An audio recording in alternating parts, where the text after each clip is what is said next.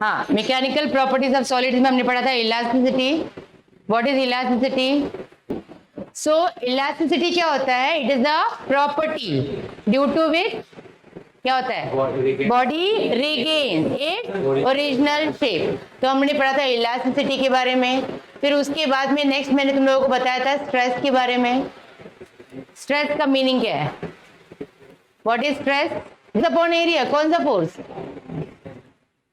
मैंने इसके दो नाम बताया था। डिफॉर्मिंग फोर्स, याद आया? या तो अप्लाइड फोर्स बोलो या तो deforming force per unit area. तो यूनिट क्या है इसका? Newton per metre square. What is strain? in dimension upon original dimension. ये है definition of strain. Original dimension. हाँ, फिर उसके बाद में नेक्स्ट हमने पढ़ा था डिफरेंट टाइप्स ऑफ स्ट्रेस। कितना टाइप्स है स्ट्रेस का? 3 टाइप्स। नाम बोलो। कौन सा? टेंसाइल स्ट्रेस, जिसका दूसरा नाम क्या है? लॉन्जिट्यूडनल। दूसरा है बल्क, उसका दूसरा नाम क्या है? वॉल्यूम। तीसरा है टेंजेंशियल, जिसका दूसरा नाम क्या है?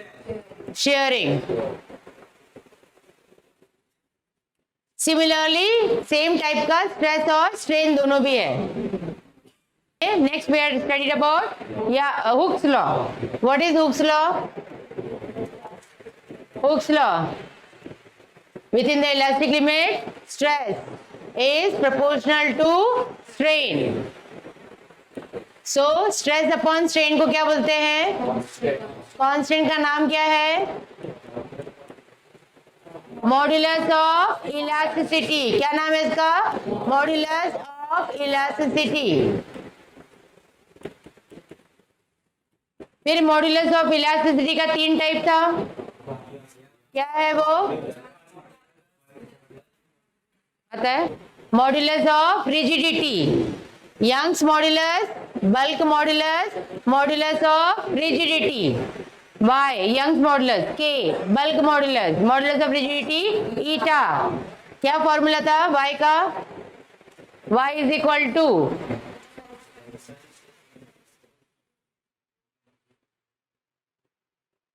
sit down, tensile stress upon tensile stress. Formula क्या है? mgl upon pi r square E. mgl upon pi r square E मतलब fl अपॉन ae। और बल्क का क्या है? Bulk stress upon bulk strain. Formula कौन बताएगा? V dp upon dv। V क्या है? वॉल्यूम। dp क्या है? Pressure, change in pressure. dv क्या है? Change in volume. उसके बाद में what is the formula for eta? Modulus of rigidity.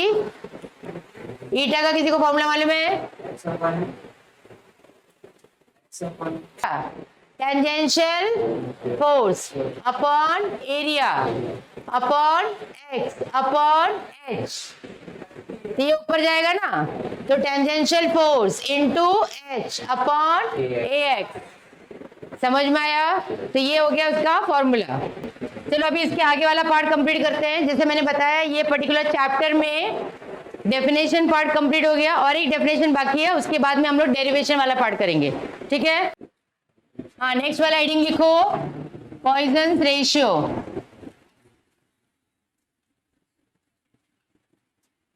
Next heading है पॉइजन्स रेशियो। ठीक है? अच्छा, Poisson's ratio denoted by sigma. किसे डिनोट करते हैं इसको? सिग्मा। ठीक है? सब अल्फाबेट तुम लोग को सिंबल मालूम होना चाहिए। ईटा क्या है? ईटा नाम बोलो। ईटा का मॉड्यूलस ऑफ रिजिडिटी, बराबर है। फिर रो मतलब डेंसिटी, रो का क्या होता है? डेंसिटी। सिग्मा पॉइजन रेशियो, वैसे सिग्मा का अलग अलग चैप्टर में अलग अलग नाम भी है, ठीक है। अच्छा, पॉइजन रेशियो, इसने क्या बोला कि सपोज, अभी ध्यान से सुनो इधर, जैसे कि कोई वायर है या रबर बैंड है, ठीक है, इसको हमने खींचा तो क्या हो गया? लंबा हो गया ना, तो पतला भी तो होगा ना, उसके बारे में इसने बताया, पॉइजन ने। हुक्स ने क्या बोला? खींचेगा तो लंबा होगा, stress proportional to strain. Poisson ने क्या बोला? अगर स्ट्रेस लगाया तो लंबा भी होगा और पतला भी होगा। मतलब दो स्ट्रेन आया इसके अंदर, दो स्ट्रेन। कौन सा दो स्ट्रेन है? इसको क्या बोलते हैं? लंबा होने को क्या बोलते हैं? Lateral, sorry longitudinal strain, length wise लंबा हुआ ना, इसको क्या बोलते हैं? Longitudinal strain. ये एक स्ट्रेन मिल गया। दूसरा स्ट्रेन कौन सा है? ये वाला पार्ट, ये देखो, ये पतला हो गया ना, इसको बोलते हैं लैटरल स्ट्रेन। क्या बोलते हैं इसको? Have you all understood? तो दो स्ट्रेन हुआ ना इसके अंदर, इसमें स्ट्रेस का बात ही नहीं किया उसने, दोनों भी स्ट्रेन के बारे में। तो सिग्मा क्या होता है? Sigma is lateral strain upon what? Longitudinal strain. आई बात समझ में? तो this is the definition of Poisson's ratio.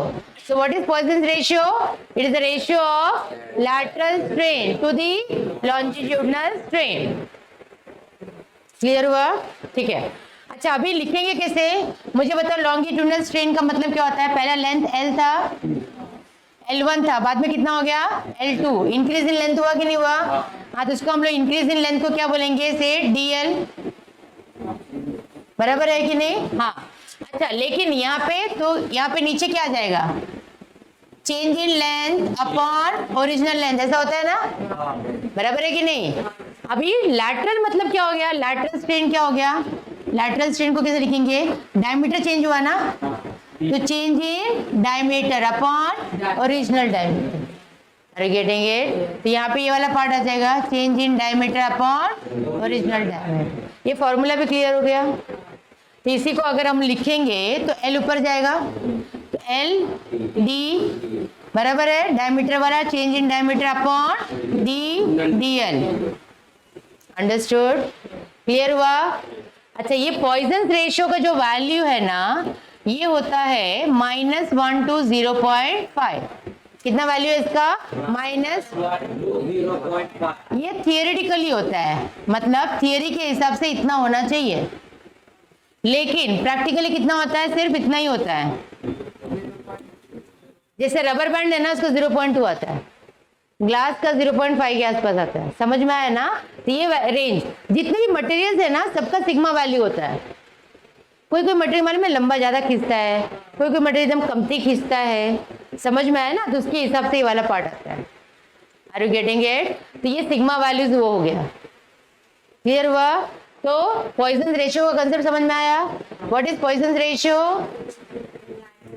Ratio of lateral strain to the, फटाफट लिखो जल्दी से, पहले ये वाला पार्ट लिखो, ये स्टेप लिखो, उसके बाद में फॉर्मूला लिखते जाओ जल्दी से।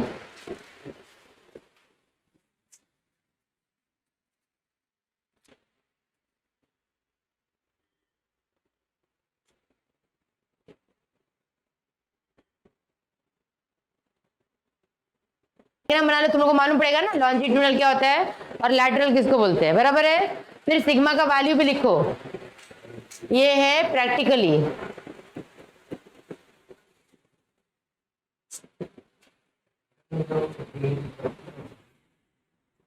ये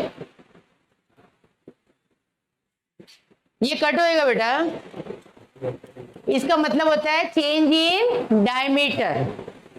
इसका क्या मतलब है? Change in diameter. समझ में आ रहा है? Upon original diameter. अभी फर्क मालूम पड़ रहा है? ठीक है। और इसका क्या है? इसका मतलब क्या? Change in length upon original length. Clear हुआ? Change in length upon original length.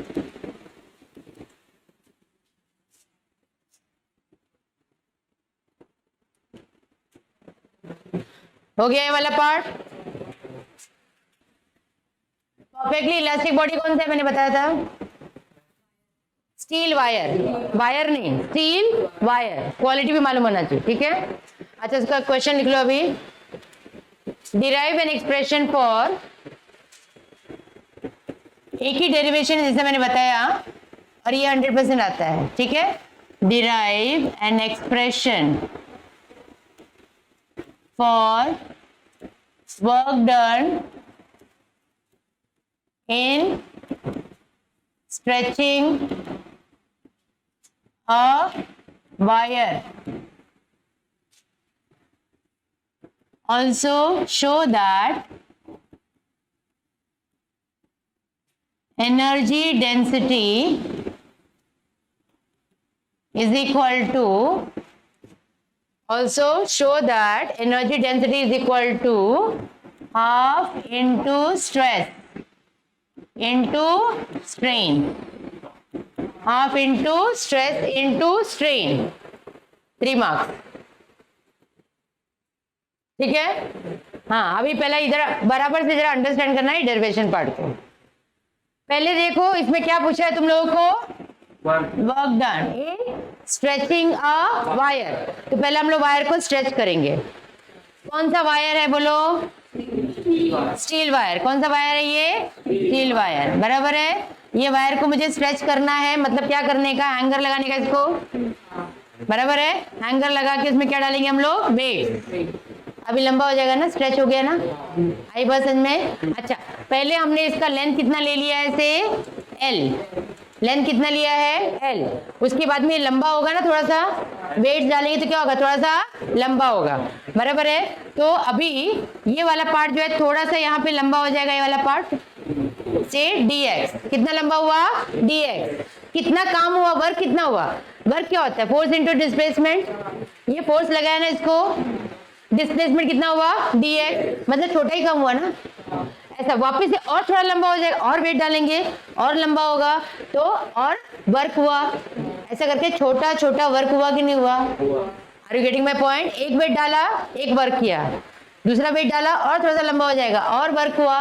ऐसा करके मैक्सिमम वर्क उसके ऊपर हम लोग करेंगे ना, ठीक है। तो इसको हम लोग ऐसे लिखते हैं, small work is equal to force into small displacement. Work का डेफिनेशन मालूम है ना? Force into displacement. तो स्मॉल वर्क है मतलब स्मॉल डिस्प्लेसमेंट, तो force into small displacement. Clear? ठीक है। तो अभी ये फोर्स का फॉर्मूला हमको डालना है। फोर्स का फॉर्मूला कैसे डालेंगे मुझे बताओ। हमने पढ़ा था ना, y इज इक्वल टू क्या था फॉर्मूला? y क्या है? नाम बोलो जल्दी से। y क्या है? Young's modulus. यहाँ पे वायर का एक यंग्स मॉडुलस होता है, हर एक मटेरियल का यंग्स मॉडुलस होता है। कॉपर वायर लेंगे उसका अलग वैल्यू होता है, स्टील वायर लेंगे उसका अलग वैल्यू होता है। सबका यंग्स मॉडुलस वैल्यू कैलकुलेटेड होता है मटेरियल के हिसाब से। जो गोल्ड है ना उसका यंग्स मॉडुलस अलग होता है, आई बात समझ में? मटेरियल का यंग्स मॉडुलस होता है, ठीक है। तभी मुझे बताओ यहाँ पे यंग्स मॉडुलस का फॉर्मूला क्या था हमारा? एफ एल अपॉन ए ई। एफ एल अपॉन ए ई। एफ क्या है? फोर्स। एल क्या है? लेंथ। एल क्या है? लेंथ। जरा इधर ही रहे। ए क्या है? किसका एरिया? वायर का क्रॉस सेक्शनल एरिया। ई का मतलब क्या है? इलॉन्गेशन, कितना लंबा हुआ। तो हम लोग पहला लंबाई जो देखेंगे, हमने x लिखा है ना, तो मैं x के ऊपर लिखूंगी।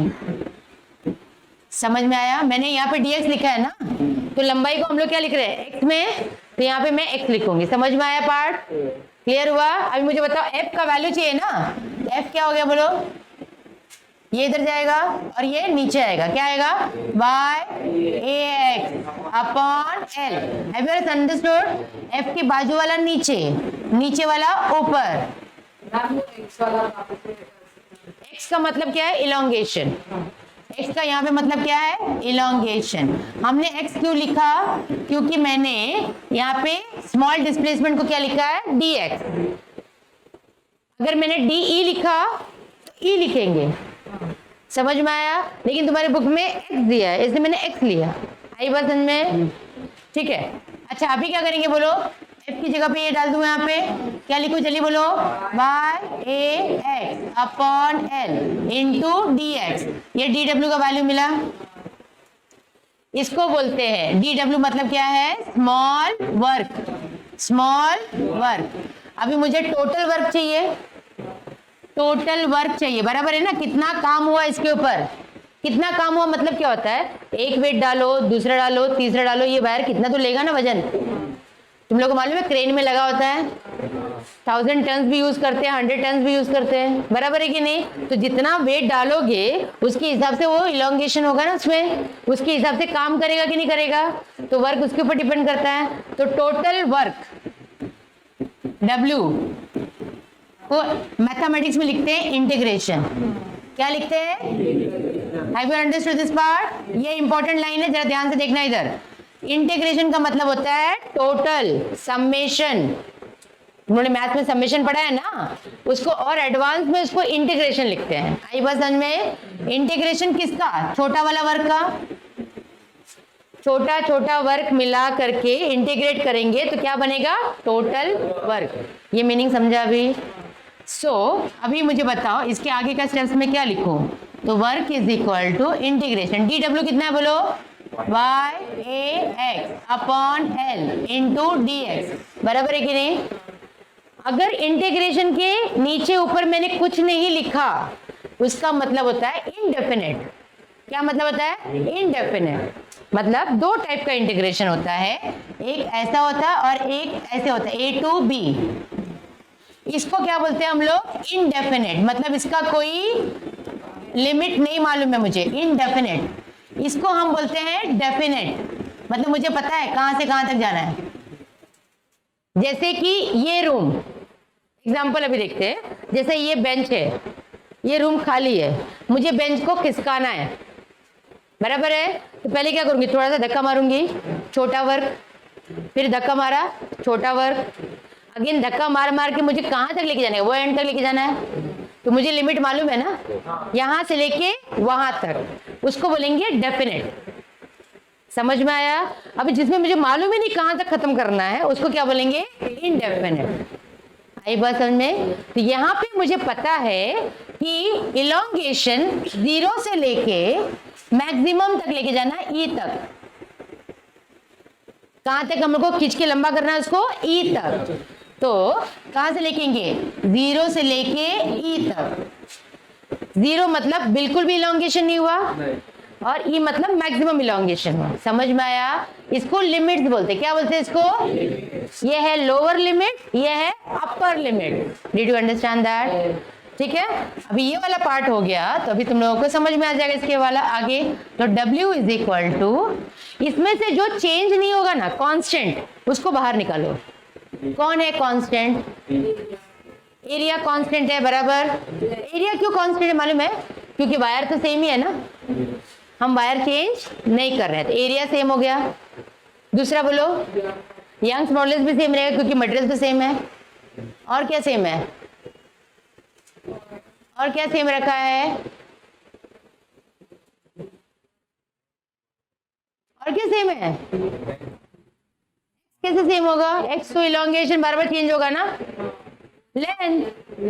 अरे वायर का लेंथ तो फिक्स किया है ना, मैंने पहले लिया है ना, लंबा हो रहा है उसको एक्स बोलेंगे। समझ में आ रहा है कि नहीं आ रहा है। तो क्या बाहर आएगा, वाई ए अपॉन एल। तो इंटीग्रेशन के अंदर क्या बचा, एक्स डी एक्स।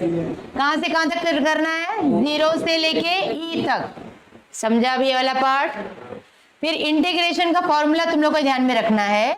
इंटीग्रेशन का फॉर्मूला है X raise to N D X, मतलब पावर जितना भी चेंज होते जाएगा उसके हिसाब से हमारा क्या रहेगा, X raise to N plus 1 upon N plus 1। ये इंटीग्रेशन का फॉर्मूला बाय हार्ट ही करना है।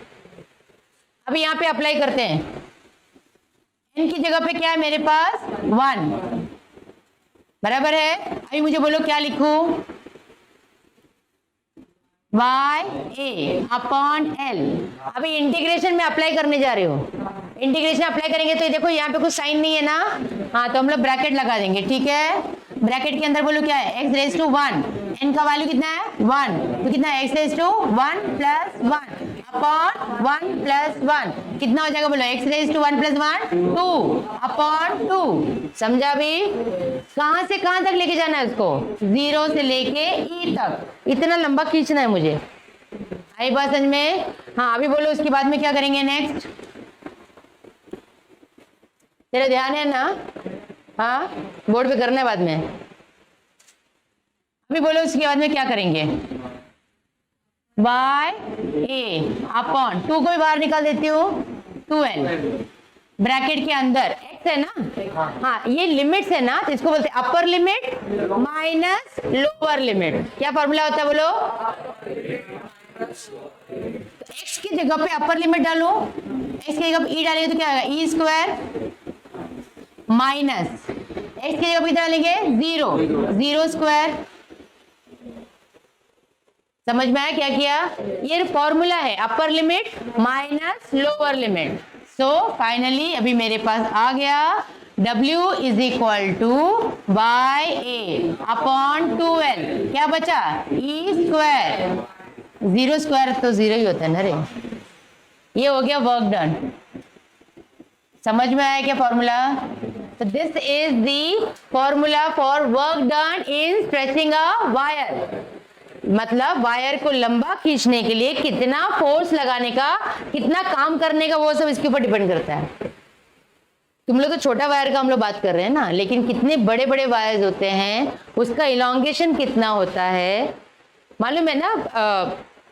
ब्रिज वगैरह बनाने में रॉड यूज होते हैं ना, स्टील रॉड यूज होते हैं, बराबर है ना? स्टील रॉड यूज होते हैं तो कितना सारा व्हीकल जा रहा है, गाड़ी जा रही है इसके ऊपर से, कितना फोर्स लगाता होगा, उसकी वजह से उसके अंदर इलॉन्गेशन भी तो होता होगा धीरे धीरे धीरे धीरे।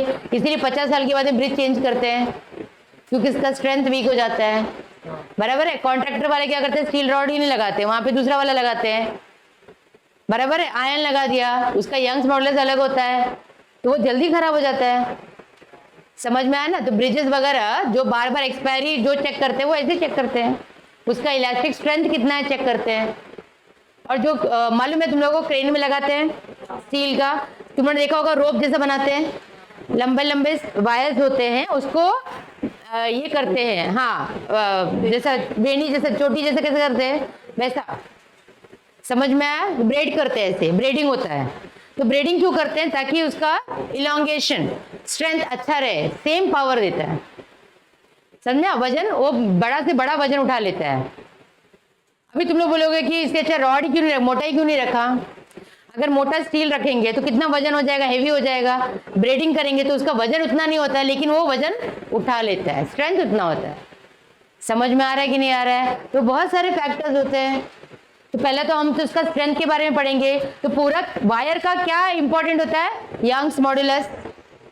क्या इंपॉर्टेंट होता है, यंग्स मॉडुलस। मटेरियल अच्छा है, स्ट्रेंथ अच्छा होगा, वर्क अच्छा होगा। देखो वर्क डन कितना काम करेगा यंग, इसके ऊपर यंग्स के ऊपर डिपेंड करता है, एरिया और कितना इलॉन्गेशन चाहिए।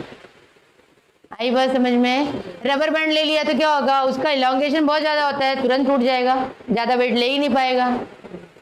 समझ में आ रहा है ना? तो इसके ऊपर डिपेंड करता है। Have you understood this derivation part? तो डेरिवेशन में क्या क्या किया मुझे बताओ जरा फटाफट। पहला क्या किया स्टेप में, पहला स्टेप क्या था, डायग्राम बनाओ। क्या था डायग्राम में, जल्दी। हाँ वायर बना दिया, वायर बना दिया, कितना लेंथ उसका, एल लेंथ बराबर से बनाओ, ये एल लेंथ बना दिया। उसके बाद में थोड़ा सा ना इलॉन्गेशन भी कर देना। समझ में आया? इलॉन्गेशन क्या आएगा अपना, dx।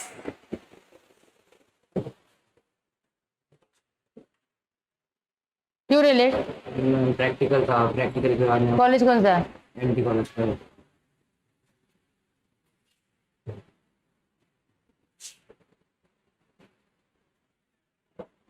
तुम लोगों को तो जल्दी होता है ना रे एमडी कॉलेज का। तेरे दोपहर का है तो मॉर्निंग में क्यों नहीं अटेंड कर रहे? अच्छा ओके। हाँ तभी बताओ मुझे, यहाँ पे क्या करेंगे, यहाँ पे ये वायर, हाँ हुक, और यहाँ पे लगेगा वेट। ये पूरा समझ में आया? स्टील वायर के बारे में क्लियर हो गया। स्मॉल डिस्प्लेसमेंट मतलब स्मॉल वर्क, और इसको क्या बोलेंगे, ये एफ। डायग्राम क्लियर हो गया? हाँ, अभी डेरिवेशन स्टार्ट। क्या करेंगे, पहला स्टेप बोलो। हाँ, तो उसके बारे में एक line, let D W be the,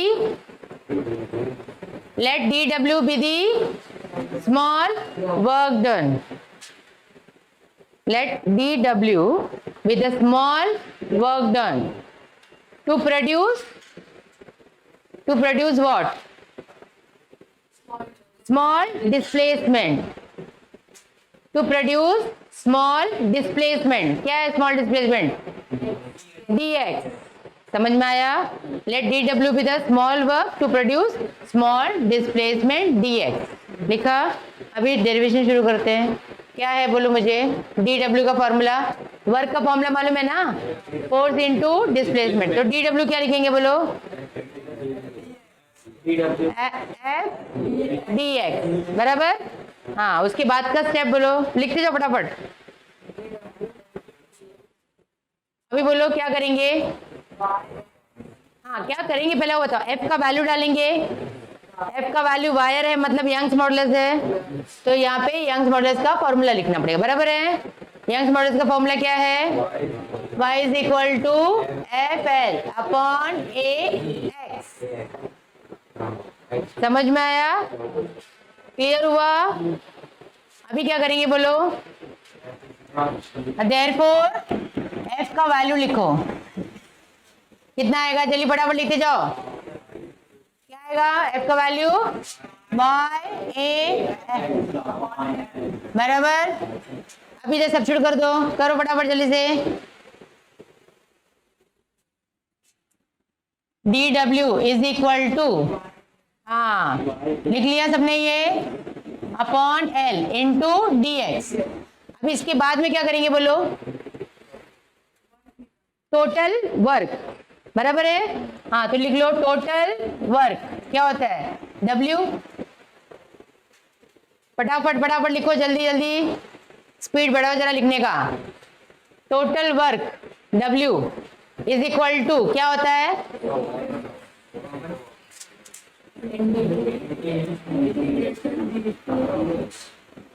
small work, total work integration small work. आगे वैल्यू सब्स्टिट्यूट करो, इंटीग्रेशन डी डब्ल्यू के बाद में क्या लिखना है? उसके बदले में वाई ए एक्स। हाँ, जल्दी जल्दी लिखते जाओ, जिसका हो गया है फटाफट कंप्लीट करो, जिसका आ रहा है। जिसको नहीं आ रहा है उसके लिए मैं बोर्ड पे लिख रही हूँ, बराबर है। अब इसके बाद का स्टेप बोलो क्या होना चाहिए? जल्दी, किसको बाहर निकालने का है पहले बोलो। हाँ, ये कहाँ से कहाँ तक है? 0 से, हाँ ये लिमिट डालो यहाँ पे। समझ में आया? किसको बाहर निकालने का भी? हाँ बोलो क्या क्या है वो? ए अपॉन एल, जो चेंज नहीं होगा, बराबर है, उसको बाहर निकाला। इंटीग्रेशन के अंदर क्या बचा? एक्स डी एक्स, बराबर, 0 से लेके ई तक। क्लियर? ब्रैकेट में फॉर्मूला लिखो। अभी इंटीग्रेशन का फॉर्मूला क्या है? मैंने क्या बताया था इंटीग्रेशन का formula? x raise to N D X. क्या होता है बोलो? n+1 अपॉन n+1, बराबर। ये हम लोग अप्लाई करेंगे, जल्दी फटाफट लिखते जाओ। तुम्हारे साथ में मैं भी 2-2 बार लिख रही हूँ, तो जरा स्पीड बढ़ाओ। हाँ, अभी इसके बाद का स्टेप बोलो क्या आएंगे आप? W is equal to Y A upon L. अभी हम फॉर्मूला लगाएंगे। फॉर्मूला क्या लगेगा बोलो? हाँ, तो इंटीग्रेशन साइन हटाने का, बराबर है ना, ब्रैकेट लगाने का। कितना आएगा ब्रैकेट के अंदर? x² अपॉन 2, कहाँ से कहाँ तक? 0 से लेके e तक। डन? उसके बाद का स्टेप सबका हो गया लिख करके? Very good. तो अभी फटाफट लिखते जाएंगे जल्दी से। क्या आएगा नेक्स्ट स्टेप बोलो? Y A upon 2n। 2 को बाहर निकाल दो, नहीं भी निकालेगा तो भी अंदर लिखना पड़ेगा, और कुछ नहीं है, बराबर है। तो ब्रैकेट के अंदर बोलो क्या लिखो? अपर लिमिट क्या लिखो? e² माइनस 0 स्क्वायर नॉर्मली लिखते नहीं है, बट फिर भी समझ में आया? अभी बोलो w इज इक्वल टू क्या आएगा? वाई ए ई स्क्वायर अपॉन 2l। तो ये तुम्हारा पहला वाला डेरिवेशन कंप्लीट हो गया। इसको क्या बोलेंगे हम लोग? Work done in stretching a wire, बराबर है ना? Work done in stretching a wire, work done in stretching a wire. Clear हुआ? अभी मुझे उसके आगे वाला सेकंड पार्ट मैंने एक और दिया था, ठीक है, वो करेंगे। यहां तक हो गया ना सबका लिख के? हाँ, अभी इधर ध्यान दो। इसी को थोड़ा सा मैं सिंप्लीफाई कर देती हूँ। इसको हम ऐसा लिखेंगे, W is equal to half, बराबर है, चलेगा? Into by A upon L.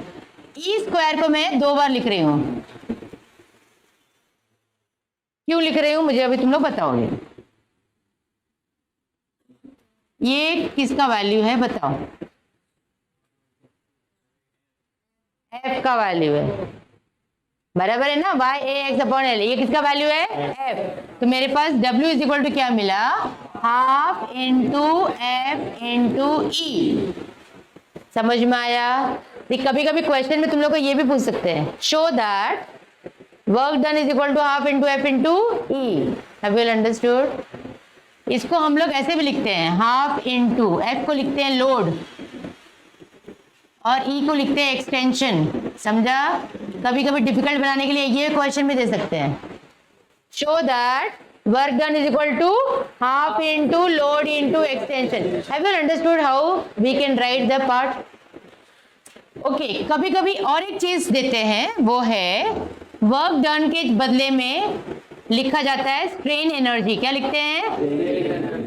तो वर्क डन मतलब होता है एनर्जी, वर्क डन मतलब क्या होता है? एनर्जी। और ये लंबा कर रहा है तो इसको बोलते हैं स्ट्रेन एनर्जी। स्ट्रेन एनर्जी का इक्वल टू क्या मिला? Half into F into E. Have you understood? But लेकिन मुझे ये नहीं निकालना है, मुझे क्या निकालना है? Energy density. क्या निकालना है?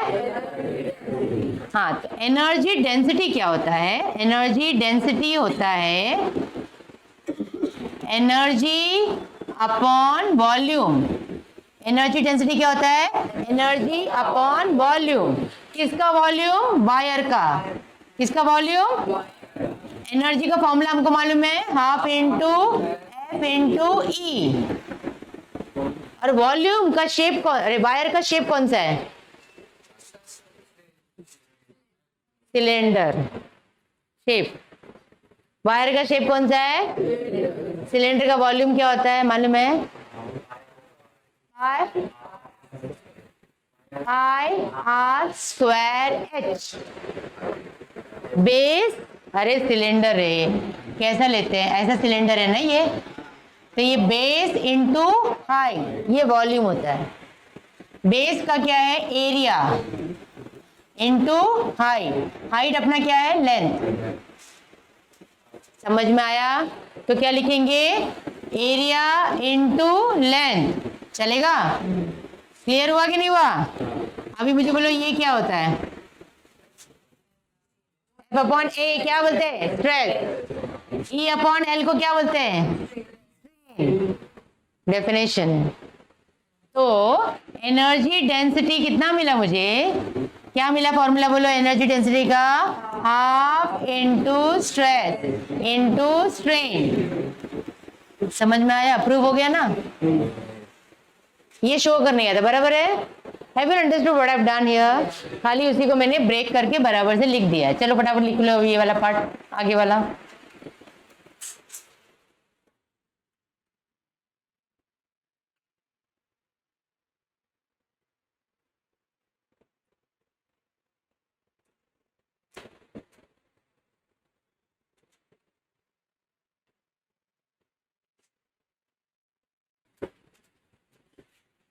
इसी का और एक फॉर्मेट अगर चेंज करता है तो नॉर्मली यंग्स मॉडुलस, वायर है ना, तो यंग्स मॉडुलस क्या होता है? Young's modulus stress upon strain. तो इसके ऊपर भी हम लोग निकाल सकते हैं। मतलब मैं यहां से अगर स्ट्रेस पूछूं, स्ट्रेस इज इक्वल टू क्या होता है? वाई इंटू स्ट्रेन, बराबर है? अगर स्ट्रेन ले लूं, वही मैं बोल रही हूँ, स्ट्रेन इधर, वाई इधर, स्ट्रेस अपॉन वाई। आई बात समझ में? तो ये चीज यहाँ पे डाल सकते हो ना, तो एनर्जी डेंसिटी का 2 फॉर्मूला मिल गया। और एनर्जी डेंसिटी हाफ, चलो स्ट्रेस का वैल्यू मुझे अगर डालना है तो क्या डालू बोलो, y इंटू स्ट्रेन। स्ट्रेन कितनी बार है, 2 बार है, तो स्क्वायर। ये फॉर्मूला बन गया। कुछ समझा क्या किया? इधर देखो ये वाला क्या है, स्ट्रेस का वैल्यू क्या है, y इंटू स्ट्रेन। तो स्ट्रेस की जगह पे क्या डालू, y into strain, strain strain square. दूसरा क्या आ जाएगा बोलो, हाफ इंटू स्ट्रेस इंटू क्या आता है, स्ट्रेस अपॉन वाई, तो ये क्या आएगा, स्क्वायर अपॉन वाई। आई बात समझ में? तो कुछ भी पार्ट पूछा तो हम लोगों को ये करने के लिए आना चाहिए। ये 2 लाइन पे और नीचे लिख लो, नहीं तो तुम लोगों को समझेगा ही नहीं, ऐसा तो दिया नहीं तो बोलेगा।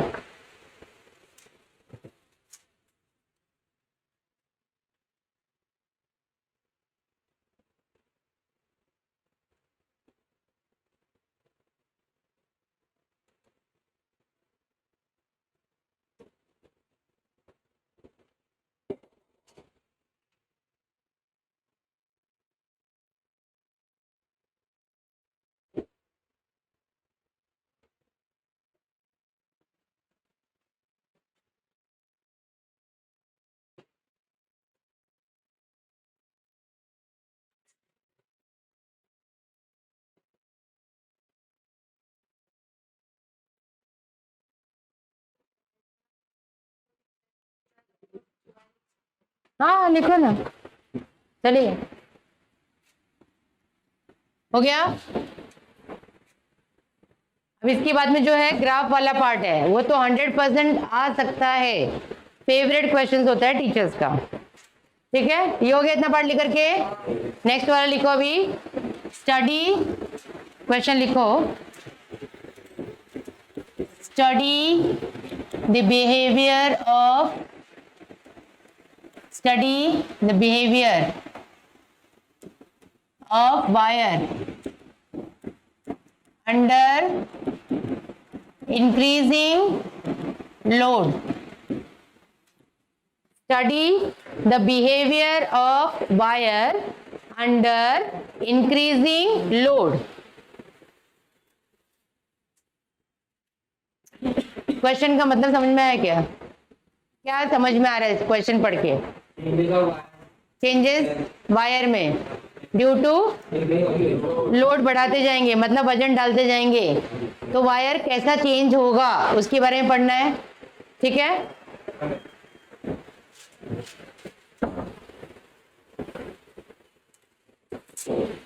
चलो अभी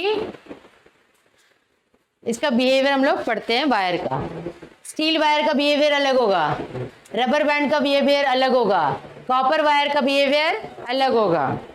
ठीक है, अभी चलो इसको स्टडी करते हैं। तो behaviour of wire under increasing load, ये ले लिया, ग्राफ बनाएंगे, ग्राफ से हम लोग स्टडी करेंगे। ठीक है, ये हो गया स्ट्रेस और ये हो गया स्ट्रेन। चलो अभी ग्राफ बनाने के लिए यहाँ पे अभी अंडरस्टैंड करते हैं कि ये रहा अपना वायर, इसको लगा दिया हमने वेट। ठीक है, एक वेट लगाया तो क्या होगा, लंबा होगा थोड़ा सा। ये तुम लोग का एक्सपेरिमेंट है 12th में है, ये थोड़ा सा लंबा होगा, बराबर है। फिर वेट निकालूंगी तो क्या होगा, वापस से रिगेन इलास्टिसिटी, इलास्टिक बिहेवियर। तो कौन सा लॉ एप्लीकेबल हो गया यहाँ पे,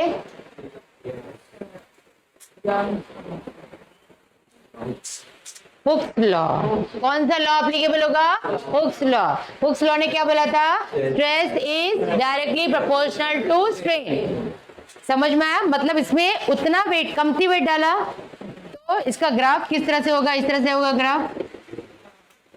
इसका मतलब क्या हो गया, stress is directly proportional to strain, 0 से लेके ई तक। ई को बोलते हैं इलास्टिक लिमिट।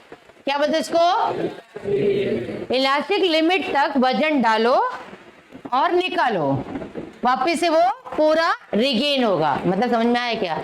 रबर बैंड थोड़ा सा खींचो छोड़ दो, रिगेन हो गया, थोड़ा खींचो छोड़ दो, रिगेन हो गया, बराबर है। लेकिन अगर मैंने इसमें एक्स्ट्रा लिमिट के बाहर एक वेट डाल दिया लिमिट के बाहर, तो क्या होगा, पूरा रिटर्न नहीं जाएगा। मालूम है रबर बैंड को थोड़ा ज्यादा खींचोगे, छोड़ोगे तो पूरा सेम साइज का होता है क्या, नहीं, थोड़ा लंबा हो जाता है ना, तो पूरा रिगेन नहीं होगा, बराबर है। तो ये कुछ कर्व ऐसा हो जाता है, ई डैश। ई डैश का मतलब क्या है, बियॉन्ड इलास्टिक लिमिट। ई डैश का मतलब क्या है, पूरा ग्राफ ये अंडरस्टैंड करो, इसी के ऊपर तुम लोग को पैराग्राफ लिखने का रहेगा, समझ में आया। ये हो गया बियॉन्ड इलास्टिक लिमिट, मतलब यहां तक इलास्टिक लिमिट था, ये उसके आगे चला गया तो उसका बिहेवियर चेंज हो गया।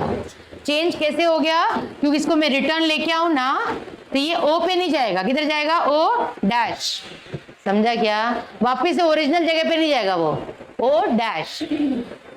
अभी और एक वेट मैंने ऐड किया, वापिस से ज्यादा मैंने वेट ऐड किया, तो उसका बिहेवियर कैसा हो जाएगा पता है, उसका बिहेवियर कुछ ऐसा हो जाएगा। इसको बोलते हैं यील्ड पॉइंट। क्या बोलते हैं इसको, यील्ड पॉइंट। मतलब यहाँ पे वो कैसा ऐड करता है, ये टेंजेंट ड्रॉ करेगा तो देखो कैसा होता है, ये टेंजेंट स्ट्रेट आता है ना, पैरेलल। मतलब ये एरिया में थोड़ा सा इलास्टिक, थोड़ा सा प्लास्टिक, मतलब समझा क्या, थोड़ा इलास्टिक थोड़ा प्लास्टिक, मतलब थोड़ा सा रिगेन होगा और थोड़ा रिगेन नहीं होगा, वैसे ही रहेगा। समझ में आया, यील्ड पॉइंट तक। यील्ड पॉइंट के बाद और एक्स्ट्रा वेट ऐड किया, ये यील्ड पॉइंट तक हो गया, बराबर है। उसके बाद एक्स्ट्रा वेट ऐड किया तो ये ग्राफ है ना स्ट्रेट जाएगा। कहां तक जाएगा, ब्रेकिंग स्ट्रेस। कहां तक जाएगा, ये ब्रेकिंग स्ट्रेस। मतलब ये एरिया में वायर लंबा लंबा होता जाएगा, समझ में आया। तुम वेट निकालो तो भी उसको फर्क नहीं पड़ेगा। उसके बाद सिर्फ वायर को टच भी कर दिया तो ये क्या हो जाएगा, ब्रेक। समझ में आया, ये वायर जो है ब्रेक हो जाएगा। Have you understood this graph? हाँ, अभी मैं चलो और एक्सप्लेन करने के लिए तुम लोग को एग्जांपल देती हूँ। तुम लोग का बिहेवियर और वायर का बिहेवियर ज्यादा कुछ अलग नहीं है, ठीक है। तुम्हारा बिहेवियर कैसा होता है, तुम्हारा लिमिट है आधे घंटे का लिमिट, बराबर है। तो मैंने जो पढ़ाया तुमने पूरा आंसर दिया, मैं ऐसा एज्यूम कर रही हूँ, समझ में आया। लिमिट के अंदर मैंने जो पढ़ाया तुमने पूरा आंसर दिया, तो कौन सा रेंज तक पहुंचा तुम लोग, ई तक। ये अपना क्या है, इलास्टिक लिमिट। यहाँ पे कौन सा लॉ एप्लीकेबल है, हुक्स लॉ। समझ में आ रहा है, ठीक है। आधे घंटे के बाद तुम्हारा लिमिट खत्म हो गया, आधे घंटे के बाद 15 मिनट एक्स्ट्रा मैंने पढ़ाया, तो क्या हो गया, ठीक है, पढ़ना तो पड़ेगा, कोई बात नहीं, लेकिन पूरा आंसर नहीं दे रहा है, आधा गायब, थोड़ा सा गायब कर रहे हैं तुम लोग, ठीक है। तो वो कौन सा रेंज में पहुंचा तुम लोग, ई डैश, बराबर है। पूरा रिगेन नहीं हो रहा है, ओ डैश पे पहुंचा, बराबर है। मैंने आधा घंटा और पढ़ाया, आधा घंटा और पढ़ाया, तो क्या होगा, थोड़ा आंसर देगा, थोड़ा नहीं देगा, तुम्हारे मूड पे है। ये कौन सा रेंज हो गया, यील्ड पॉइंट, बराबर है। मैंने बोला 15 मिनट और, मेरा चैप्टर खत्म हो रहा है, तुम लोग इसके आगे आ गए, मतलब पढ़ाओ, इधर कुछ नहीं जाने वाला है। ये ब्रेकिंग स्ट्रेस, ये लंबा होते जा रहा है ना बाहर, तुम लोग भी पढ़ाते जाओ, हम ऐसे देखते जाएंगे, किधर कोई पैर फैलाता है, कोई इधर देखता है, कोई उधर देखता है, ये तुम्हारा एक्शन है ये रेंज में। उसके बाद मैंने बोला 10 मिनट और, एक ही समय तुम लोग का ब्रेकिंग पॉइंट चालू, मतलब अभी कुछ नहीं, चलो बोरिया बिस्तर बांध के। ये तुम्हारा बिहेवियर और वायर का बिहेवियर, समझा तुम्हारा बिहेवियर अभी, हाँ, तो सेम लगा ना अभी, हाँ, वैसे ही तुम्हारा हालत है इधर। सो किसी का एक वायर का बिहेवियर है कि 1 घंटा कॉन्सेंट्रेट कर सकता है, दूसरे वाले का 10 मिनट, तो इधर चेंज हो जाएगा। तेरा कॉन्सेंट्रेशन कितना है रे, मालूम नहीं है मतलब 0 है, ठीक है। अगर यही वायर की जगह पे मैं रबर बैंड लूं तो ग्राफ कैसे होगा पता है, थोड़ा सा इधर तक जाएगा, उसके थोड़ी देर के बाद में टूट जाएगा। समझ में आया, ये स्टील वायर है तो लंबा चला है, आई बात समझ में। तुम लोगों को ग्राफ पूरा समझा अभी। तो यहाँ पे देखो क्या क्या रेंज हमने पढ़ा है यहाँ पे, हाँ, अभी मुझे बताओ यहाँ पे ई क्या है, इसको लेबलिंग बोलेंगे, बराबर है। ओ ई का रेंज क्या है, जल्दी बोलो। ओ ई में क्या होता है, hooks law is applicable, Hooke's law is. अच्छा, ओ ओ डैश को बोलते हैं परमानेंट सेट रीजन। क्या बोलते हैं इसको, परमानेंट सेट, मतलब परमानेंटली वो उतना हो जाएगा, परमानेंट सेट रीजन, ठीक है। उसके बाद में तो ओरिजिनल में तो कोई जिंदगी में नहीं पहुंचेगा, बराबर है, ठीक है। उसके बाद में आता है ई डैश। ई डैश क्या है, बियॉन्ड इलास्टिक लिमिट, बियॉन्ड। तो ई डैश में क्या होता है बोलो, ये रीजन में क्या होगा, Hooke's law is not applicable. आई बात समझ में, Hooke's law is not applicable. उसके बाद कौन सा पॉइंट आया बोलो, वाई। वाई क्या है, यील्ड पॉइंट, क्या है ये, तो ई डैश टू वाई में क्या होता है, हाँ, तो पार्टली इलास्टिक पार्टली प्लास्टिक, दोनों बिहेवियर आता है, मिक्स्ड। समझ में आया, प्लास्टिक का मतलब मालूम है ना रे, जो शेप चेंज हो गया तो हो गया, हम चेंज नहीं होने वाले, रिगेन नहीं होता है, समझ में आया, वो रेंज में। फिर उसके बाद का कौन सा आ गया बोला अभी, इसके बाद में एस। एस मतलब क्या हो गया, ब्रेकिंग स्ट्रेस। और वाई से लेके एस के रेंज में क्या होता है, ये रेंज में क्या होता है, प्लास्टिक फ्लो। क्या बोलते हैं इसको, प्लास्टिक फ्लो। प्लास्टिक फ्लो मतलब क्या हो गया, लंबा लंबा होते जाएगा, रिगेन को होने का चांस ही नहीं है जरा भी, समझ में आया। और ये एक्सपेरिमेंट में भी होता है। कुछ प्यारे बच्चे सुबह एक्सपेरिमेंट किया, समझ में आया, या तो रात को किया, फॉर एग्जाम्पल एक्सपेरिमेंट, जिसका प्रैक्टिकल है, रात को प्रैक्टिकल किया, वेट डालते गए, एक्सपेरिमेंट कर लिया। टीचर्स बोलते हैं भाई बच्चे लोग वेट निकाल के रखो, बराबर है, हम कहाँ सुनने वाले हैं, 2-4 और डाल दिया, बराबर है, और निकल गया। 2-4 और डाल दिया मतलब क्या हो गया, बियॉन्ड लिमिट के बाहर डाल दिया हमने। तो उसमें कौन सा आ जाता है मालूम है, प्लास्टिक फ्लो आ जाता है। क्या आ जाता है, मतलब वायर लंबा लंबा होते जा रहा है, रात भर में बेचारा लंबा हो रहा है। सुबह आया दूसरा बैच और वो देख रहा है क्या है, क्या डाला है, तब तक टूट गया, ब्रेकेज वही भरेगा। आई बात समझ में। तो ये एक्सपेरिमेंट क्यों, क्योंकि वो प्लास्टिक फ्लो में आ गया, उसके बाद में टच भी करोगे वायर तो वो ब्रेक हो जाएगा, ब्रेकिंग पॉइंट। तो यहाँ पे हम लोग डी लिख देंगे, breaking point. I well understood. पूरा ये ग्राफ समझ में आया क्या, तो ग्राफ समझ में आया तो ये वाला पार्ट लिखने के लिए भी इजी हो जाएगा तुम लोगों को। जल्दी फटाफट जल्दी बनाओ,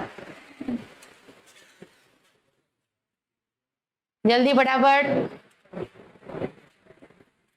और लेबलिंग करने का, और पैराग्राफ तुम्हारे बुक में दिया हुआ है, और यहाँ पे मीनिंग वैसे मैंने एक्सप्लेन किया, ठीक है, उसके बारे में लिखना है। क्या हो गया तेरे को अभी, किसके लिए वेट कर रहे हैं, हाँ जल्दी बनाना। फिर पेंसिल नहीं है, स्केल नहीं है, क्या करेगा, सब है तो क्या करने के लिए रखा है, बोर्ड एग्जाम के लिए रखा है क्या, क्योंकि शार्पन करके पेंसिल छोटा हो जाएगा ना।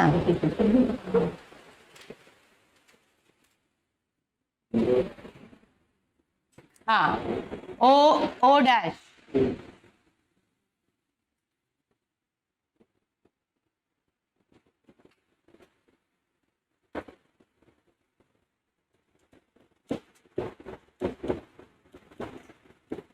Hooks law applicable. Hooke's law applicable का मतलब क्या होता है, स्ट्रेस प्रोपोर्शनल टू स्ट्रेन। अच्छा, ये वाला ग्राफ तुम लोग को मालूम होना चाहिए किसके वर्सेस में क्या बना है।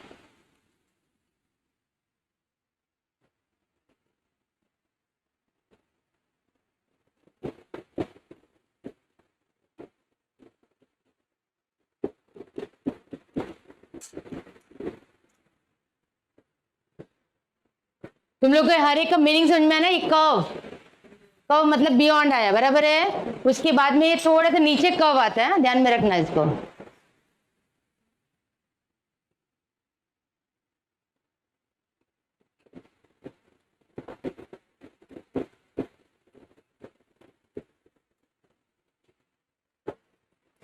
यहाँ पे हुक्स लॉ नॉट एप्लीकेबल।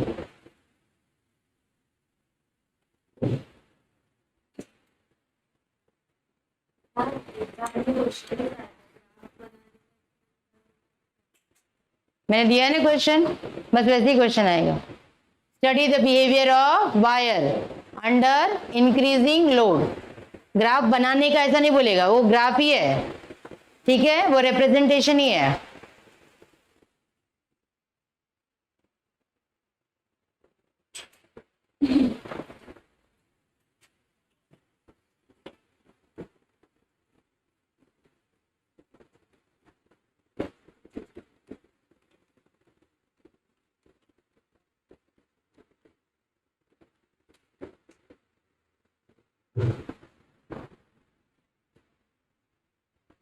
ये वाला पार्ट समझ में है। ओ डैश क्या है? परमानेंट सेट रीजन, बराबर।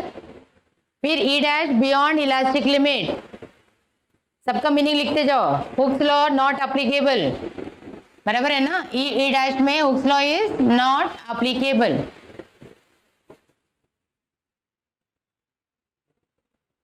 वाई क्या है? Yield point. एक पॉइंट पे पहुंच गया यील्ड पॉइंट, उसके बाद में उसका बिहेवियर कंप्लीटली चेंज हो गया, समझा। फिर ई डैश वाई क्या है? Partly elastic partly plastic. S को क्या बोलेंगे? ब्रेकिंग स्ट्रेस, मतलब इतना स्ट्रेस लगा दिया कि अभी ब्रेक होने का चांस आ गया इधर, ब्रेकिंग स्ट्रेस। वाई एस में क्या आता है? प्लास्टिक फ्लो, बराबर। और डी क्या हो गया? Breaking point.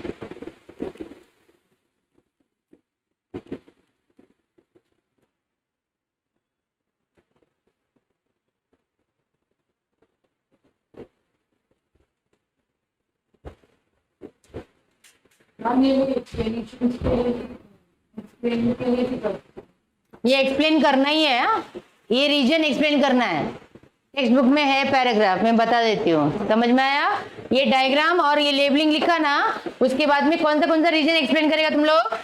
ओ E dash, O dash, E dash Y S, समझ में आया। ये रीजन तुम लोग को एक्सप्लेन करना है। मैंने बताया ना वो रीजन में क्या होता है, वही चीज डिटेल में लिखना है बस।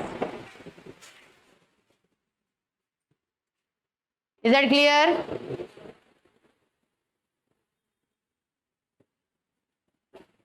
ठीक है, तो ये तुम लोगों का इलास्टिक वाला पार्ट कंप्लीट हुआ, इलास्टिसिटी वाला।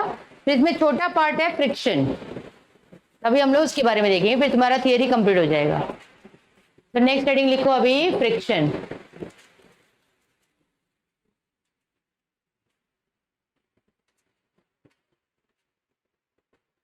अच्छा, फ्रिक्शन क्या होता है भाई? फ्रिक्शन का मतलब मालूम है सबको? क्या होता है फ्रिक्शन? मतलब क्या? रबिंग हैंड, ठीक है। बच्चे ने पूछा, तुम लोग बोलेगा रबिंग हैंड, वो बोलेगा क्या होता है इसमें? रबिंग हैंड में क्या है, क्या होता क्या है? Two bodies are in contact and one body opposes the motion of another body, बराबर है ना। हाँ, तो उसकी वजह से क्या होता है? फ्रिक्शन क्रिएट हो रहा है और उसकी वजह से हीट एनर्जी जनरेट होता है, बराबर है ना। यस, सो फ्रिक्शन मतलब क्या हो गया? फ्रिक्शन का मतलब क्या है? Two bodies in contact. पहली चीज, पहला कंडीशन क्या है? Two body should be in, कौन सा बॉडी? Solid body. कौन सा बॉडी? हम लोग बोलेंगे when two bodies, solid bodies are in contact, बराबर है। तो there is friction between them. जैसे टायर और रोड, दोनों के बीच में फ्रिक्शन होता है। अपना फीट और रोड, दोनों के बीच में फ्रिक्शन होता है, बराबर है। हर एक बोन्स, मालूम है ना, जो भी मूवमेंट होता है सब में क्या होता है? फ्रिक्शन, पता है? ठीक है, तो फ्रिक्शन का मीनिंग समझ में आया। So when two solid bodies are in contact, so frictional force is present between them. Frictional force क्या करता है? Opposes the motion. क्या करता है वो? Opposes the motion. तो ये जो है फ्रिक्शन तीन टाइप का होता है। Static friction, static friction. दूसरा है काइनेटिक फ्रिक्शन और तीसरा होता है रोलिंग फ्रिक्शन। समझ में आया? There are three types of friction. क्या क्या नाम है फटाफट बोलो? Static friction, kinetic friction, rolling friction, बराबर है। स्टैटिक मतलब क्या होता है? रेस्ट। स्टैटिक मतलब क्या होता है? रेस्ट। जब दो बॉडीज कांटेक्ट में है और कैसा है वो? रेस्ट। उसको हम उसके अंदर जो फ्रिक्शन होता है उसको क्या बोलते हैं, स्टैटिक फ्रिक्शन। जैसे बुक और बेंच, बुक एक बॉडी है, बेंच दूसरा बॉडी है, दोनों रेस्ट पे है, तो दोनों के बीच में कौन सा फ्रिक्शन है, स्टैटिक फ्रिक्शन, इसलिए तो वो गिर नहीं रहा है ना, समझ में आया, तो वो स्टैटिक फ्रिक्शन हो गया। Have you all understood? तो जो फ्रिक्शनल फोर्स है उसको बोलेंगे static friction, FS. Clear? Kinetic मतलब क्या होता है, मूविंग। जब एक बॉडी के ऊपर दूसरा बॉडी मूव होता है, बराबर है, जैसे बुक रखा है, बुक को खींच लो, एक बॉडी के ऊपर दूसरा बॉडी है तो क्या हो गया, मूविंग हो गया ना, तो उसके बीच में कौन सा फ्रिक्शन आ गया, काइनेटिक। समझ में आया कौन सा फ्रिक्शन आ गया, इसको बोलते हैं काइनेटिक फ्रिक्शन, एफ के। समझा? रोलिंग, जो रोल होता है, टायर, टायर क्या होता है, रोड पे रोल होता है, तो उसमें कौन सा फ्रिक्शन है, रोलिंग। रोड रोलर भी मालूम है ना, रोड रोलर भी रोड पे घूमता है ऐसे गोल गोल, बराबर है, रोल हो रहा है ना, उसको क्या बोलेंगे हम लोग, rolling friction. When one body is rolling over another body, समझ में आ रहा है, when one body is rolling over is called as rolling friction, इसको लिखते हैं एफ आर। फ्रिक्शन का मेन पर्पस क्या है, अपोज दी मोशन। फ्रिक्शन का मेन पर्पस क्या है, मुझे तुम लोग बताओ, इसमें से सबसे ज्यादा फ्रिक्शन कौन सा होगा, काइनेटिक सबसे ज्यादा होगा, ये सबसे ज्यादा है स्टैटिक। मैंने क्या बोला, फोर्स, फ्रिक्शन का मतलब क्या है, जो अपोज करता है मोशन को। कभी मोशन तो इसमें है ही नहीं, तो पूरा का पूरा फ्रिक्शन ही है ना, बराबर है। जब ये मूव करेगा तो क्या हो रहा है, कम हो गया ना, अभी तो मूव कर रहा है, यहाँ पे फ्रिक्शन कम हुआ ना कंपैरेटिवली। स्टैटिक में सबसे ज्यादा रहेगा, इसे रोक के रखा है, थोड़ा सा मूव कर रहा है मतलब थोड़ा सा कम हुआ, रोल कर रहा है मतलब इजीली जा रहा है। समझ में आ रहा है? F S is greater than F K which is greater than F R. Have you understood? Did you understand that part? तो 3 टाइप का फ्रिक्शन क्लियर हो गया, तो लिख लो जरा, ऐसे ही चार्ट बना लो।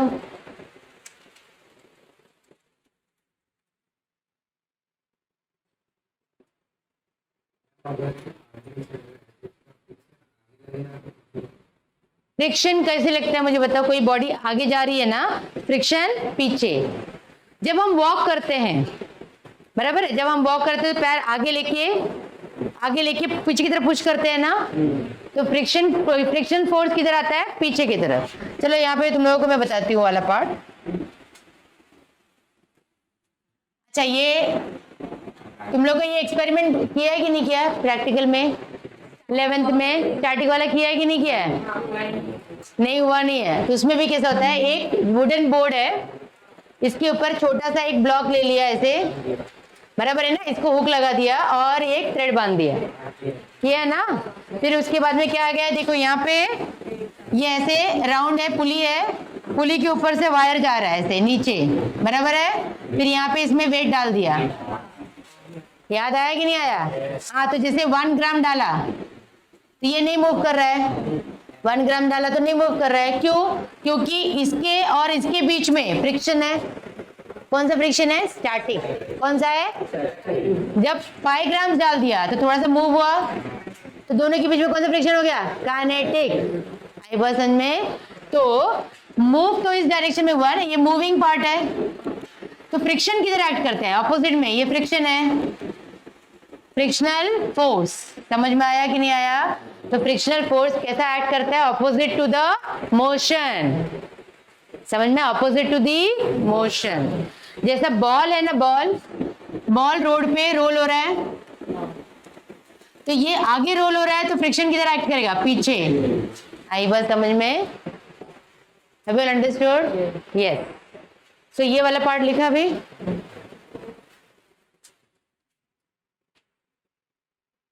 तीनों टाइप लिख लो।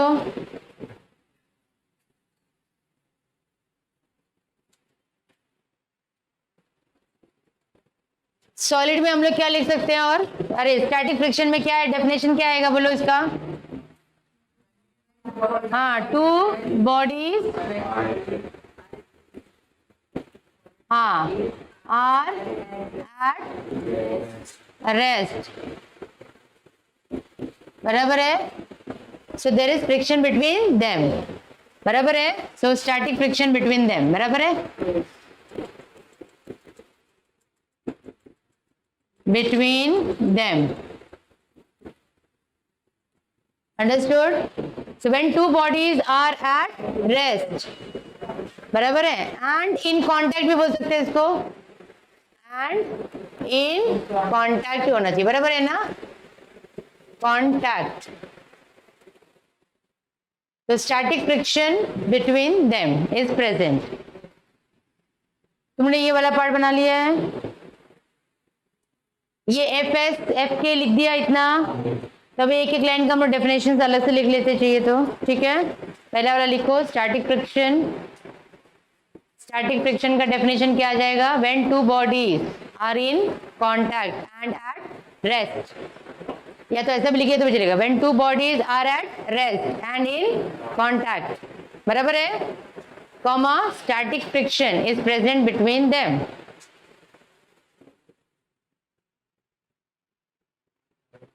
When two bodies are in contact and at rest, comma, static friction is present between them. Kinetic friction के लिए क्या आएगा? हाँ, when two bodies are in contact, two bodies are in contact and what? And moving, बराबर है, हाँ, and ऐसा लिखते हैं, one body moving on another body. Moving बोलो या स्लाइडिंग बोलो, समझ में आया? स्लाइडिंग भी बोल सकते हैं. On another body, another body.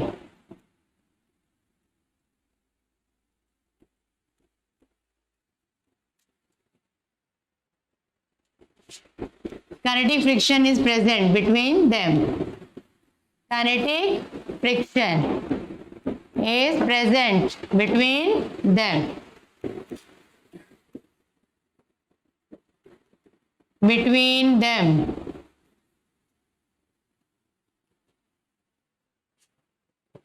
ठीक है. रोलिंग का क्या लिखेंगे?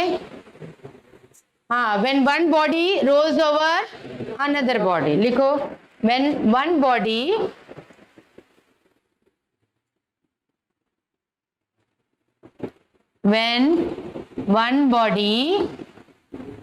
rolls over another body, comma, rolling friction is present between them. बराबर है ना? When one body rolls over another body, then rolling friction is present between them. या तो ऐसा बोल सकते हैं, the friction will be rolling friction. ठीक है, rolling friction will be present between them. Clear हुआ? कौन सा सबसे ग्रेटर फ्रिक्शन होता है? Static is greater than kinetic greater than rolling. Clear हुआ? हाँ, तो अभी तुम लोगों को है लॉज. नेक्स्ट कंसेप्ट है laws of static friction. Laws of static friction. अच्छा, लॉज के लिए मैं तुम लोगों को जो एक्सपेरिमेंट है वो बताऊंगी, तुम लोग उसमें से लॉ बनाओगे. ठीक है, इधर ध्यान से सुनो.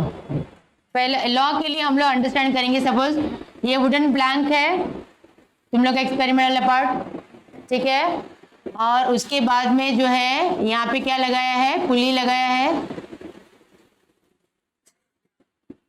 बराबर है ना? ये पुली पार्ट हो गया. और यहाँ से यहाँ पे क्या रखा है? ये दूसरा बॉक्स ब्लॉक रखा है, वुडन ब्लॉक. ठीक है, और ये वुडन ब्लॉक को किससे अटैच किया? थ्रेड. और इसमें से जा रहा है और यहाँ पे वेट ऐड किया. ये अपैरेटस क्लियर हो गया? अच्छा, ये मटेरियल कौन सा अपना? ये भी वुडन है और ये वाला मटेरियल भी वुडन है. ठीक है, फाइन. तो एक्सपेरिमेंट में तुम लोग क्या ऑब्जर्व करोगे, 1 ग्राम डालोगे, 2 ग्राम डालोगे, बराबर है ना। तो जब देखोगे 5 ग्राम्स में क्या हो रहा है, ये मूव हो रहा है, बराबर है। 4 ग्राम्स तक मूव नहीं हो रहा था, नॉट मूविंग। समझ में आ रहा है कि नहीं आ रहा है? 4 ग्राम्स तक मूव नहीं हो रहा था। तो ये जो 4 ग्राम्स हो गया ना, यहां तक, यहाँ पे क्या कर रहा है, मतलब ये मूव करने के लिए कोशिश कर रहा है, तो कुछ तो फोर्स एक्ट कर रहा है ना पीछे की तरफ। इसको बोलते हैं लिमिटिंग स्टैटिक फ्रिक्शन। क्या बोलते हैं इसको? Limiting static friction. मतलब वो लिमिट है उसका 4 ग्राम तक। उसके बाद में 5 ग्राम डाले तो क्या हो गया, मूव होना चालू कर दिया, बराबर है ना। ठीक है, अभी मुझे तुम लोग लॉ बताओगे, अगर यही चीज को अगर इस तरह से रखा, पोजीशन देख लो कैसा रखा है, इसी को ऐसे भी रखा ना, तो भी 5 ग्राम्स में ही मूव हो रहा है। कितने में मूव हो रहा है? मतलब लॉ क्या बना यहाँ पे, क्या चेंज किया मैंने, एरिया मैंने चेंज किया। क्या चेंज किया? तो भी क्या हो गया, सेम ही है ना। तो मतलब आई can say that limiting static friction is independent of area of contact. समझ में आया ना, ये फ्रिक्शन है ना, लिमिटिंग स्टैटिक फ्रिक्शन, ये भी है स्टैटिक फ्रिक्शन, बराबर है ना। Is independent of what, area of contact. समझ में आया? तुम इसको ऐसा रखो, फर्क नहीं पड़ेगा, दैट विल रिमेन सेम। तो ये पहला लॉ हो गया। तो पहला लॉ क्या, जल्दी बोलो, limiting static friction is independent of area of contact. Contact मतलब मालूम है ना, दोनों का कॉन्टैक्ट में, बराबर है। दूसरा, अभी यहाँ पे ये जो वुडन है, इसको ग्लास का बना लिया। किसका ले लिया हमने? ग्लास। तो क्या 5 ग्राम ही लगेगा उसको मूव करने के लिए? नहीं, तो ये 2 ग्राम में ही मूव कर रहा है, बराबर है ना। कितने ग्राम में मूव कर रहा है? 2 ग्राम। मतलब क्या, क्या मतलब इसका? Depends on material. Limiting static friction depends on material. Material change करोगे तो उसका फ्रिक्शन चेंज हो जाएगा।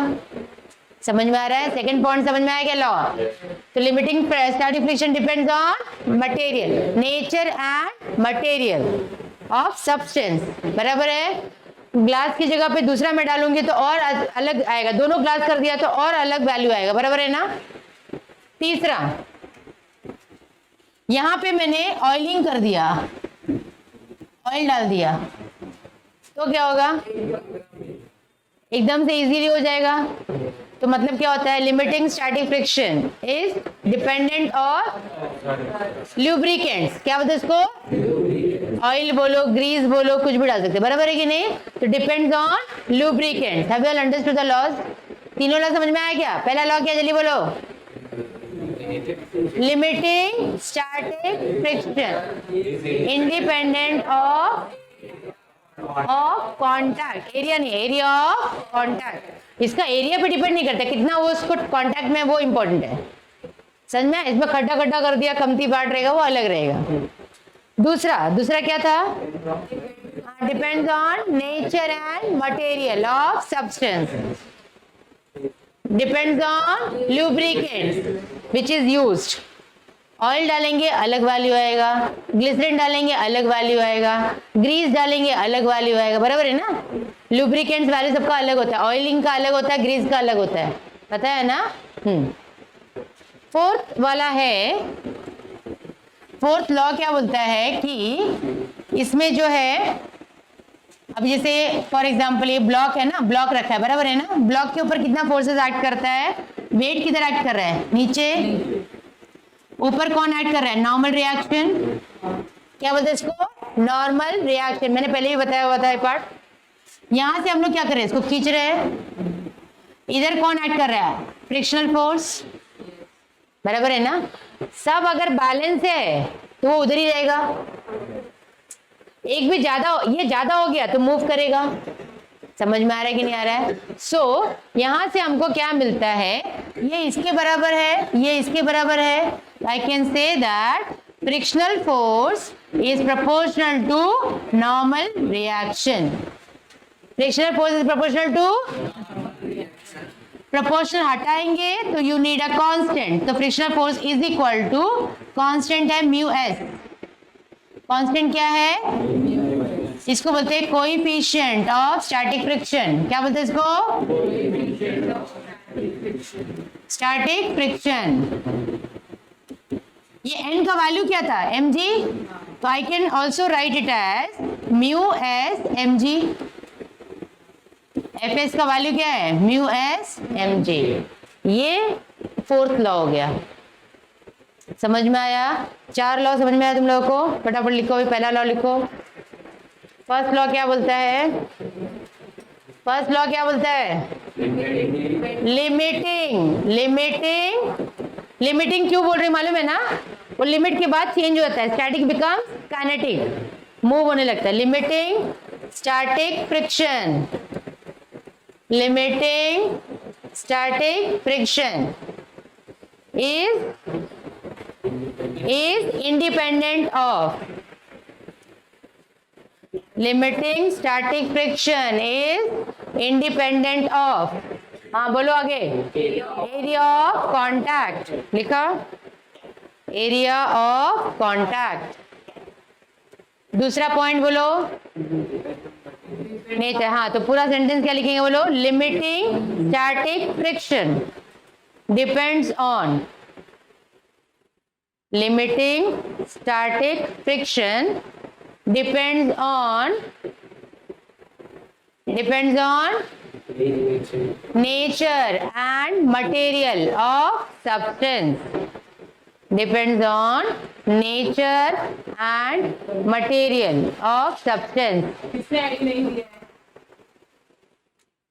किसने नहीं दिया है क्या? दिया है ना? मेरे वो शीट है ना, फाइल अपना अटेंड अपना पोर्शन वाला, वो एक बार दे देना। तीसरा क्या था? हाँ, इट डिपेंड्स ऑन ल्यूब्रिकेंट्स लिखो, it depends on lubricants used, it depends on lubricants. Lubricants में क्या क्या आता है? ऑयल, ग्रीस, है ना, ग्रीस, ठीक है। It depends on lubricants used. Fourth law क्या था?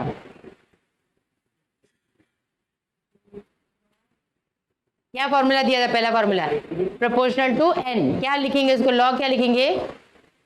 लिमिटिंग या static friction is directly proportional to normal reaction. लिखो, static friction is directly proportional to normal reaction।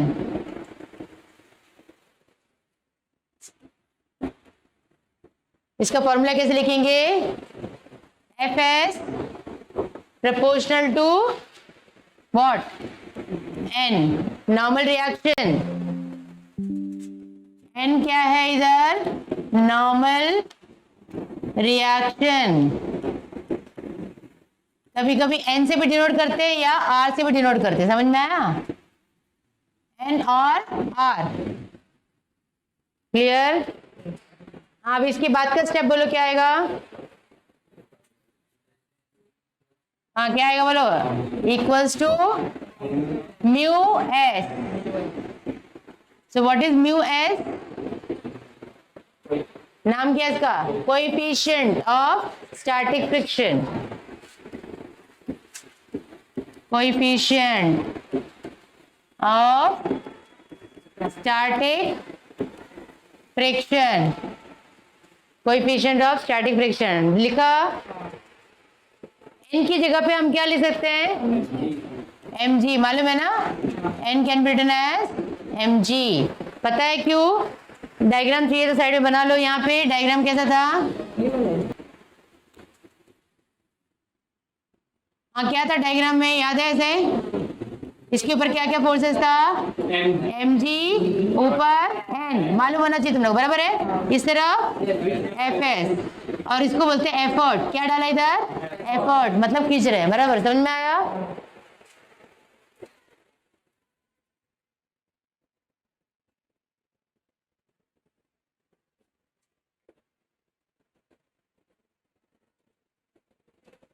लिख लिया। सेम है ना, काइनेटिक का भी लॉज है। जहां पे मैंने लिमिटिंग स्टैटिक लिखा है ना, वहां पे क्या लिखने का, काइनेटिक, बाकी सब सेम है।